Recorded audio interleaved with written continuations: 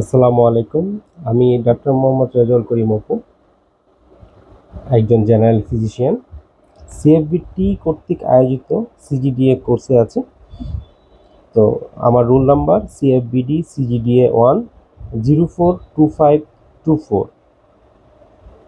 আমার কোর্সের মেন্টর ছিলেন doctor Rima Akter, resident physician and medical college and hospital.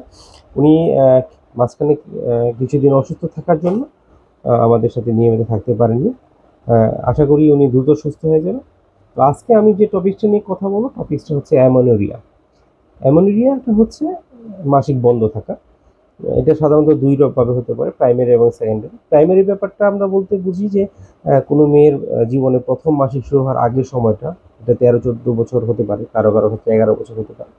Secondary অ্যামোনেরিয়া হচ্ছে যদি প্রেগনেন্সির জন্য অ্যামোনেরিয়া বা মাসিক বন্ধ থাকে, 2 থেকে 3 মাস স্বাভাবিক ঋতুচক্র চলা অবস্থায় 2-3 মাস বন্ধ থাকে, কিন্তু হরমোনজনিত কারণে হতে পারে বা অন্য কোনো ক্লিনিক্যাল কন্ডিশনে হতে পারে। তো আমাদের এই জিনিসগুলো জানার জন্য প্রথমে রোগীর হিস্ট্রিটা সুন্দর করে নিতে হবে। তার গর্ভাবস্থা কিনা দেখতে হবে, তাকে শারীরিক পরীক্ষা করে দেখতে হবে। যদি হিস্ট্রিতে কোনো সমস্যা না থাকে তখন আমরা কিছু ল্যাব টেস্টে যেতে পারি। ল্যাব টেস্টের মধ্যে ব্লাড টেস্ট করতে পারি, আমরা কিছু হরমোনাল টেস্ট করতে পারি, প্রেগনেন্সি টেস্ট করতে পারি, পাশাপাশি হচ্ছে টিএসিস করতে পারি, তারপর লুটিনাইজিং হরমোন যেগুলো আছে এটা করতে পারি, বিটা ইসিজি করতে পারি, পাশাপাশি কিছু আলট্রাসাউন্ড করতে পারি, সেটা হচ্ছে পেলভিক আলট্রাসাউন্ড করতে পারি, এমআরআই করতে পারি, কেরিওগ্রাফিং করতে পারি। এখন যদি আমরা অ্যামোনেরিয়াটাকে ডিফারেন্সিয়াল ডায়াগনোসিস হিসেবে আমরা নিতে পারি যে প্রেগনেন্সি, তারপরে হচ্ছে যে polycystic ovarian syndrome, hyperthyroidism, hypothyroidism, Turner সিন্ড্রোমে এই ব্যাপারটাও আসে। আরেকটা ব্যাপার হচ্ছে হাইপোথ্যালামিক অ্যামোনেরিয়া। আমরা যে ডায়াগনোসিস হয়ে গেলে আমরা ট্রিটমেন্ট ওইভাবে অ্যাকর্ডিং টু ডায়াগনোসিস আমরা ট্রিটমেন্টটা শুরু করব।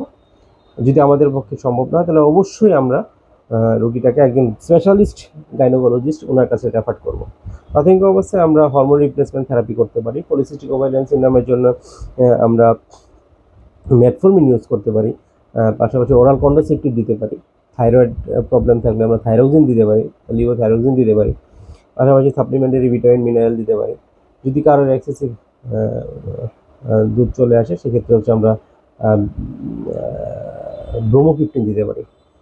তারপরে হচ্ছে লাইফস্টাইল মডিফিকেশনের ব্যাপার আছে, স্বাস্থ্যকর খাদ্য গ্রহণ, চর্বি পুষ্টি অ্যাভয়েড করা, পর্যাপ্ত বিশ্রাম, মানসিক চাপ, মানসিক টেনশন দূর রাখা, বেশি পরিমাণে ব্যায়াম করা, পাশাপাশি হচ্ছে regular thyroid check up, polycystic ovarian syndrome check up করা। প্রেগনেন্সির ব্যাপারে এগুলো হলে আমরা ওইভাবে গাইনোকোলজিস্টের পরামর্শ অনুযায়ী চলবো। পাশাপাশি হচ্ছে কোনো ওষুধ খাওয়ার আগে অবশ্যই রেজিস্টার ডাক্তারের পরামর্শ নেব। ধন্যবাদ।